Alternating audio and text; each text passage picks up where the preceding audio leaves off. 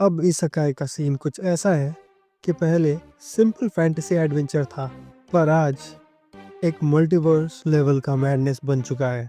मतलब एक तरफ ओपी एमसीज, दूसरी तरफ विलन्स की रिडेम्पशन आर्क्स और बीच में ट्रकुन का टेरर। लेकिन ये सब स्टार्ट कैसे हुआ? क्या इसेकाई अभी भी फ्रेश है या फिर एक ही फॉर्मूला बार बार रिपीट हो रहा है? चलो डीप डाइव करते हैं इसेकाई के एवोल्यूशन में। चैप्टर 1, जब इसेकाई इसेकाई नहीं था। शायद तुम्हें यकीन ना हो, लेकिन इसेकाई एज अ जॉनर बहुत रिसेंटली ही रिकॉग्नाइज हुआ है। बट दूसरी दुनिया में टेलीपोर्ट होने का कॉन्सेप्ट पुराना है। जैसे एलिस इन वंडरलैंड 1865 की स्टोरी है, नार्निया 1950s की। ये सब पहले से ही इस जॉनर के ओजी प्लेयर्स थे। अगर एनिमे की बात करें तो 80s और 90s में इसेकाई का छुपा हुआ फॉर्म था। ऑरा बैटलर 1983 का एनिमे था, जिसमें मेका पायलट सीधा एक मिडिएवल फैंटेसी दुनिया में पहुंच जाता है। फुशिगी यूगी 1995 का एक बुक के अंदर टेलीपोर्ट होने वाली प्रीस्टेस स्टोरी है। ऐसे ही ईयर 2000 का इनुयाशा भी इसी कैटेगरी में फॉल होता है, जिसमें कागोमी गिरती है एक वेल में और सीधा फ्यूडल जापान में डीमन से लड़ने का गेम शुरू हो चुका है। ये सब एडवेंचर बेस्ड स्टोरीज है, जिसमें इसेकाई सिर्फ एक एलिमेंट था, जॉनर नहीं। लेकिन सीड्स तो यहीं से ही पड़े थे। चैप्टर 2, अब भाई रियल गेम चेंजर 2012 में आया था, स्वॉर्ड आर्ट ऑनलाइन। एक नॉर्मल बंदा जो VR MMORPG में अटक जाता है और एक गॉड टियर स्वॉर्ड्समैन बन जाता है। मतलब ये अल्टीमेट पावर फैंटेसी थी।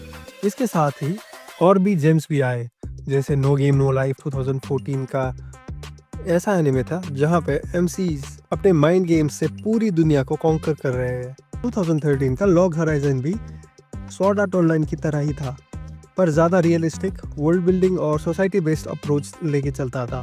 यहाँ से इसेकाई की प्रॉपर जॉनर बन गया, जिसमें सिर्फ एडवेंचर नहीं बल्कि वर्ल्ड बिल्डिंग और क्रेजी पावर डायनामिक्स भी शामिल होने लगी। चैप्टर 3, पर प्रॉब्लम ये था कि स्वॉर्ड आर्ट ऑनलाइन के बाद हर दूसरा isekai stuck in the game का कॉपी ही बना रहा था। फिर एंट्री होती है रीइंकार्नेशन वाले इसेकाई की। रीज़ीरो 2016 एक OPMC नहीं भाई, यहाँ तो सिर्फ डेथ, टाइम लूप्स और दुख है। तेंसुरा 2018 एक OP स्लाइम। हाँ भाई, और ये अब इतना OP हो चुका है कि उसने अपने पूरे जॉनर को एक नए लेवल पर ले जाके खड़ा कर दिया है। मॉस्को टेंसे 2021 इसेकाई का दादाजी है जिसने स्टोरी टेलिंग और कैरेक्टर ग्रोथ का असली मजा दिखाया। Rising of the shield hero 2019 का ये एनिमे एक ऐसा MC लेके आता है जो पूरा रिवेंज मोड में होता है। लोग इसे हेट करते, धोखा देते और बंदा जीरो से हीरो बन जाता है। ये इसेकाई का नया दौर था। अब सिर्फ पावर फैंटेसीज नहीं, एक डार्कर और इमोशनल थीम्स भी ऐड होने लगे थी। ऑन अ साइड नोट, जब मैं बचपन में TV देखता था तभी भी ऐसे 2 एनिमे मुझे पता है जो मेरे बचपन में देखा था, and they were also isekai. एक था डिजिमोन और दूसरा था, ये तो आप लोगों ने भी देखा ही होगा, दूसरे का नाम था इराटेन जंप, जिसमें एक मेन लीड होता है जिसका नाम होता है शोयामाटो, और एक दूसरा रियल्म होता है और वो वहाँ पे जाके अपनी MTV बाइक्स को लेके जाता है। और it is a weird mix of MTV biking and power ranger stuff. तो चलो आगे बढ़ते हैं। अब एक जॉनर प्रेडिक्टेबल हो जाता है तो नेक्स्ट लेवल इनोवेशन या पैरोडी का टाइम होता है, और यही हुआ।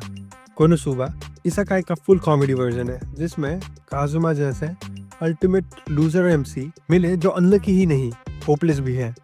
फॉर्सेस ज़ीरो 2019 का एनिमे था, जिसमें एक इतना ज़्यादा कॉशियस और पैरानोइड हीरो दिखाया गया है कि आप देख के चौंक जाओगे। और 2020 का my next life as a villainess, ये एक नया ट्विस्ट था। अब हीरो नहीं, विलेनस रेनकार्नेट हो रही है और उसके कहानी का जो बैड एंडिंग था वो अवॉइड कर रही है। इसेकाई सिर्फ OPMCs और हीरो ट्रोप्स तक ही नहीं, अब ये जॉनर सेल्फ अवेयर हो चुका था। इसेकाई का अब फ्यूचर क्या होगा? वेल, अब नए एक्सपेरिमेंट्स भी हो रहे हैं।